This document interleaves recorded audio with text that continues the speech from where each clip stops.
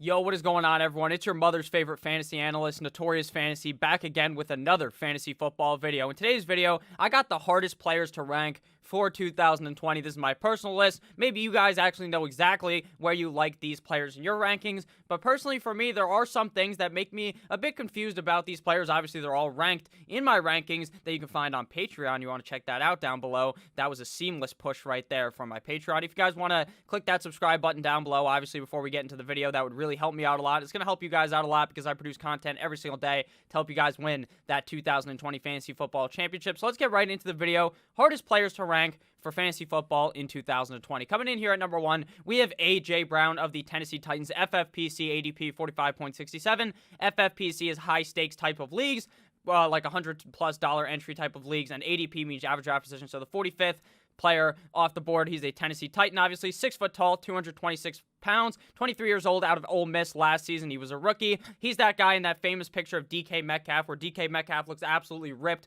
And then A.J. Brown also looks fucking yoked as fuck, just standing right next to him, but you'd have no idea that that was A.J. Brown because DK Metcalf was just taking up the whole picture, being absolutely huge. Right now, his workout metrics out of college, obviously this is from the combine: 4.49 40-yard dash, 69th percentile, very nice, 109.7 speed score, 90th percentile, 55th percentile burst score, 48th percentile agility score, 64th percentile catch radius, and a 100th percentile bust score if you were a Tennessee Titans fan, because you blew your load all over the screen watching A.J. Brown after having to deal with bum-ass Corey Davis for the last couple of years. Speaking of Corey Davis, obviously at the beginning of the year, Corey Davis was the wide receiver 1 of the Tennessee Titans when Marcus Mariota was the starting quarterback. Obviously, A.J. Brown played all 16 games, but he really only started 11 because he really started getting it going once Ryan Tannehill became the starting quarterback after Mariota got benched. Right now, he's going off the board as wide receiver number 16, and he is my wide receiver number 18. Wide receiver number 21 last season in 16 games, but like I said, he only started 11 games.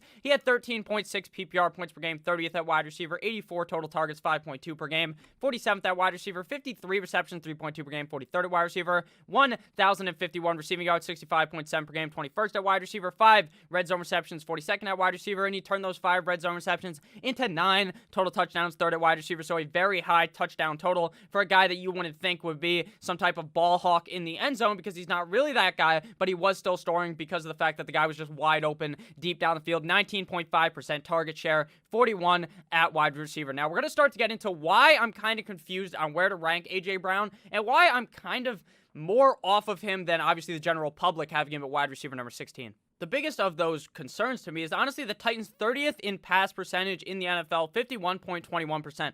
Obviously, as you guys know, the Tennessee Titans run through one man and one man only, and it's big man Derrick Henry. They hand him the ball. He turns people around. He puts them 6 feet into the dirt. He murders them like his name was Ray Lewis. So, I don't know, like A.J. Brown, very efficient last season. This is also a concern of mine. Will he be this efficient in 2020 after a super efficient season in 2019? 20.2 yards per reception last season, number 3 in the NFL. 12.5 yards per target, 2nd at wide receiver. 0.71 fantasy points per pass route, 2nd at wide receiver. 2.58 fantasy points per target, 2nd at wide receiver. So that super duper amount of efficiency, can it correlate on a year-to-year basis? Typically, with a guy like A.J. Brown, a guy who's more unknown on a very run-heavy team, I don't personally think it will. Obviously, efficiency could, obviously, you might think, holy shit, this is going to help out A.J. Brown. While this is a thing that, A.J. Brown was very good last year, and I do not want you guys to think I think A.J. Brown's a bad wide receiver, because A.J. Brown is a very talented wide receiver, a very good wide receiver, and I just think the problem is they're not going to be passing the ball enough to maybe guarantee A.J. Brown to be that top 15 type of guy that many people might see A.J. Brown as. I also think there is something to be told about the fact that Ryan Tannehill and A.J. Brown had good chemistry due to the fact that they were both on the second team offense in practice. Obviously, at the beginning of the year, Marcus Mariota was the starting quarterback of the Tennessee Titans, and obviously Ryan Tannehill was not. He was the second stringer, so he's throwing the ball to the backup A.J. Brown, whereas Marcus Mariota's throwing it to Corey Davis. He's throwing it to all these other guys. I think that when we try to project guys like Jonnu Smith to really take that step up, doesn't A.J. Brown have to kind of take a step down? And what happens if Corey Davis magically breaks out? If Corey Davis is magically just somehow not completely garbage, I think A.J. Brown takes a dip with how much these guys are going to be running the ball. fucking whatever their coach's name is, Mike Vrabel, loves to run the ball. That's the motherfucker who literally did the Patriots. He fucked the Patriots by doing what the Patriots do. He's the guy who was letting the clock run out, doing all types of weird stuff to make sure that the clock kept running. They're geniuses over there. Vrabel is a genius of a coach, and he knows you win the game by running the rock with Derrick Henry. You don't win it by letting Ryan Tannehill throw the ball 30 times, just like with the Baltimore Ravens. You want to know how you win the game? You let Lamar Jackson not throw the ball a zillion times. You let him run it around. You let him hand the ball off, and you let the defense be scared of that. You don't let the defense try to key in on the passes because the Tennessee Titans were able to stop that. The same thing happens. Some teams are going to figure out that, hey, maybe you need to try to make the Tannehill throw the ball, but at the end of the day, they're still going to run it because it doesn't matter. You could stack the box. You could put 20 dudes in front of the line, and Derrick Henry will barrel through all of them. So I think A.J. Brown is going to have a good season. He'll probably finish as a wide receiver too, and he'll probably have an okay season, but I think you're going to be disappointed where a lot of people really see him being a top 10 option this season in 2020. Next guy to talk about here is Mark Ingram of the Baltimore Ravens. Mark Ingram's ADP right now in FFPC is 59.67. Obviously a Baltimore Raven, formerly of the New Orleans Saints, drafted out of Alabama. 5'9", 215 pounds, 30.6 years old. Now, his workout metrics are absolutely atrocious. I will read them off, but that doesn't really show how much of a good player Mark Ingram is. Sure, he's one of those thicker kind of guys. He just runs the rock through you. He's kind of like Derrick Henry, if Derrick Henry was smaller, I guess is how I would word it. So he is a great running back, though. 4.62 40-yard dash, 40th percentile, 42nd percentile speed score, 13th percentile burst score, 16th percentile agility score. But he is swole, 58th percentile bench press. So talking about, obviously, Mark Ingram, right now he's my running back number 28. He's coming off the board as running back number 26. Now, last season he finished as running back number 11 in 2019 in 15 games. The guy was ultra efficient. They were running the ball so often that it would be hard for Mark Ingram to have been a bust last year due to the exorbitant amount of rushing plays flying into Mark Ingram's hands. 15.9 PPR points per game, 10th at running back, 201 carries, 13.4 per game, 20th at running back, 1,013 rushing yards, 67.5 per game, 13th at running back, 30 targets, 2.0 per game, 43rd at running back, 26 receptions, 1.7 per game, 40th at running back. So don't expect Mark Ingram to be one of these guys that's going to catch 50, 60 balls, probably not even catch, just get 50, 60 targets, because obviously they bring in J.K. Dobbins, and that will likely be his role. And even if he wasn't there, it's clearly not Mark Ingram's role because the other people behind him were taking it last season. 247 receiving yards, 33rd at running back. Red zone touches were 46, 3.1 per game, 8th at running back, and his total touchdowns were 15th, 4th at running back. You can clearly see that Mark Ingram is he got his point total kind of carried by the amount of touchdowns that he ended up having. He only ranked 20th in carries, 13th in rush yards, but he ranked number 4 in red zone, in red zone touches, he was 8th, and in total touchdowns, he was number 4. So those touchdown totals might end up going down this year, especially with J.K. Dobbins there, which kind of confuses my rankings, because if they didn't draft J.K. Dobbins, I would have Ingram slotted as probably a top 15 type of running back, but now with that move, Mark Ingram is really falling down for me. Obviously, like I said, they draft J.K. Dobbins. Baltimore was number 1 in rushes per game, 36.8. And I think this year we see them actually pass the ball more because I think the Tennessee Titans wrote down the blueprint of how to beat the Baltimore Ravens. You want to know how you do it? You stop the run game and you make Lamar Jackson falter. Lamar Jackson is a great quarterback. There are people who say, oh, Lamar Jackson, even though he does all this, he's still just a running back. I make jokes about it, but it's not actually true. The guy can pass the fucking ball, but if you make him pass at a very high rate, the guy is going to falter. When they're down in games and they can't run the ball, that man crumbles like a goddamn piece of paper. He falls like Humpty Dumpty off that goddamn wall. So it's kind of concerning. They had a 54.07% run percentage in 2019, number 1 in the NFL. And while I think they're going to still probably run the ball around 50% of the time, I'm kind of concerned that Dobbins might, even though I don't think Dobbins is going to have that great of a fantasy season, I think Dobbins kind of might potentially get more snaps than a guy like Josh Hill or whatever that guy's name was last year. Hill, obviously, of the Ravens, and then they also have Gus Edwards. They have all these guys behind him, and then people always talk about, last year, all the talk was someone's going to beat out Mark Ingram. Mark Ingram's not that good. Now they bring in someone who could legitimately beat out Mark Ingram. Well, I don't think that's going to happen. I do worry about Ingram getting less touches, seeing less work in the offense this season than we saw last year, so that's going to move him down even more, and in such a run-heavy team, even though I don't think they're going to be running it as much, it's just very concerning for Mark Ingram. I just don't know what to do with him because I can 100% see a situation this year where Ingram is back again inside the top 12. I can 100% see that, but I also see him completely busting on your goddamn face, just getting one straight to the face like your name's Lana Rhodes and getting screwed over. So that's why I kind of find him tough to rank right now. I got him at running back number 28, and I don't think he can move much higher than that for me, to be honest with you. I think he's going to be a useful running back. He'll probably be a fine flex for your team, but don't expect that same production last year. I don't think he gets anywhere near the same amount of production. So next guy up on the board is wide receiver Stefon Diggs. If you guys have enjoyed this video thus far, please make sure to click that subscribe button down below. FFPC for Stefon Diggs, ADP 73.57.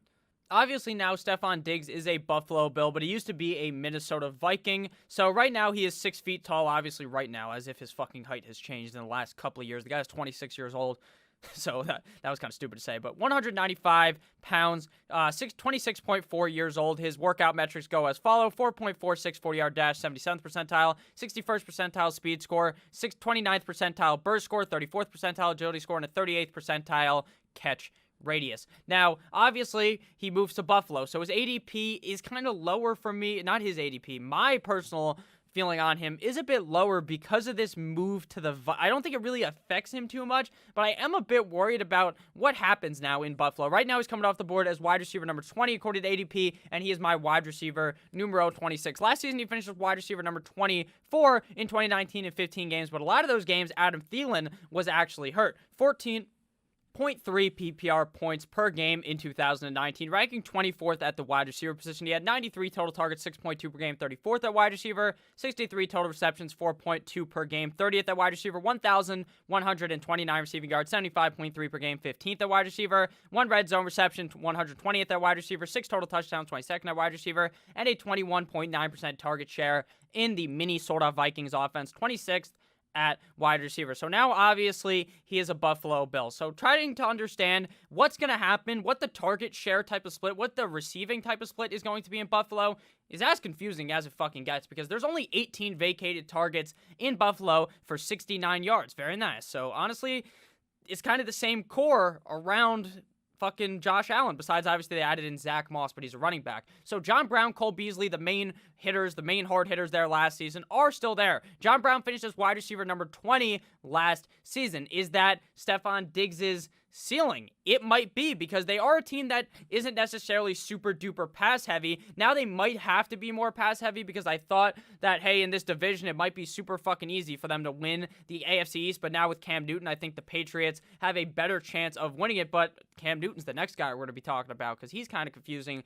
as well. So I think that Stefon Diggs could be a top 20 wide receiver. I got him ranked as 26. The ADP has him ranked as wide receiver number 20. I don't necessarily think he's going to be a straight up bum this year, but I don't expect some super duper numbers out of Stefon Diggs, like something we could have seen in the past. Him and Josh Allen practicing together on some high school football field on Instagram obviously gives me some hope. Hey, they're going to have a great connection, and that's fine with me. They should have a good connection. But my only worry is, how is he going to spread the ball out? Because he doesn't really lock in on one wide receiver, Josh Allen, that is. He looks at John Brown. He looks at Cole Beasley. He's looking all around the field. I think Stefon Diggs, while better than John Brown, how much better is he than John Brown? And why do I want Stefon Diggs that early when I could just get John Brown later? I don't really understand that too much. So I think Stefon Diggs is going to be a fine wide receiver. He's a guy that will end up on a couple of my teams, most likely. I had playing like 8 fucking redraft leagues, 10 redraft leagues, so I'll probably end up on like 1 or 2,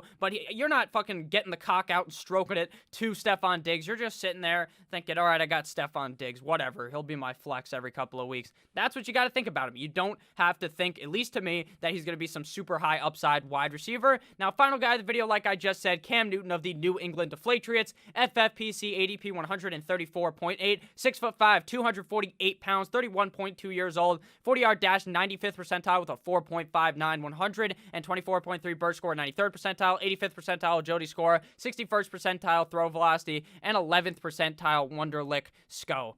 Cam Newton right now coming off the board as ADP quarterback number 15, my quarterback number 19. He actually moved up a few slots. That's going to be updated on the Patreon rankings. Probably by, as you're watching this, they should be probably updated. So 2019 stats. Last year, he only played 2 games. He sprained his foot week 3. He wasn't playing too hot. 56.7% completion percentage, 572 passing yards for 0 tutties, 1 INT. His rushing total, which is typically what boosts up Cam Newton, is that rushing total. A lot of people talk about, just like I have, how rushing in fantasy football for the quarterback is a cheat code because you only have to rush 10 yards to get 1 point, whereas you only have to pass for 25 yards to get 1 point, and you also typically in a lot of league is 4 point per passing touchdown. You'll get 2 more points if they rush in a touchdown. He had 5 rushes for -2 yards and 0 touchdowns, 8.3 fantasy points per game. So he wasn't looking super hot at all in 2019. But the season before, in 2018, he was looking hot, but he ended up having to have surgery. He's had surgery, I believe, 2 years in a row. So not looking super hot for Cam Newton. And if he didn't have surgery in 2018, he did in 2019 at the end of the 2018 season, I believe. He just had to sit out the whole end of the season. So 19.9 points per game, 8th at quarterback, 3,395 passing yards, 19th at quarterback, 24 passing touchdowns, 14th at quarterback, 13 interceptions, 8th at quarterback. But the rushing numbers were obviously there. 101 carries, 2nd at quarterback for 488 rushing yards, 4 total rushing touchdowns, 5th at quarterback, and 16 red zone carries. So he's a guy just like with Tom Brady. We saw Tom Brady. The guy has no fucking legs at all. He walks like he has a stick up his ass, but he somehow always was scoring those rushing touchdowns because that's the Bill Belichick system to get the quarterback into the end zone, hop over the line. Cam Newton can easily do it. So why do I have Cam Newton ranked lower than average? And why am I a bit confused on him? Obviously, it's because of those injury concerns. Newton is a high risk of injury according to sports injury predictors. Chance of injury in 2020 is 45%, so that's obviously quite concerning, though his projected games missed is only 0.7, and his astronomical durability score is crazy. He is rated 7 out of 5, which makes no sense to me because he completely breaks the scale because he somehow just always ends up playing. So obviously it's clear that the injury concern is a main concern for me of Cam Newton. I do think he will end up being the starting quarterback of the New England Patriots. They obviously have an okay wide receiver core around him. He should be fine, but I don't see the same old Cam Newton from 2018 or from before where he's going to be like some type of top 10 quarterback. He will obviously have those weeks where he just absolutely butt fucks the Jets. He will have those games where he's like the number 1 guy, but I also think there's not the number 1 guy in fantasy, but a number 1 quarterback, like a top 12 guy. But there's going to be the weeks where he really disappoints, so I don't want to bet too highly on a guy like Cam Newton this season. Let me know down below what you guys overall thought of this list. If you ended up enjoying, please make sure to click that subscribe button down below. Make sure to check out the Patreon as well. I love each and every single one of you motherfuckers, and I'll see you guys tomorrow with yet another banger of a video. Have a great rest of your guys' day. I love you all. It really means a lot. We hit 4,500 subscribers.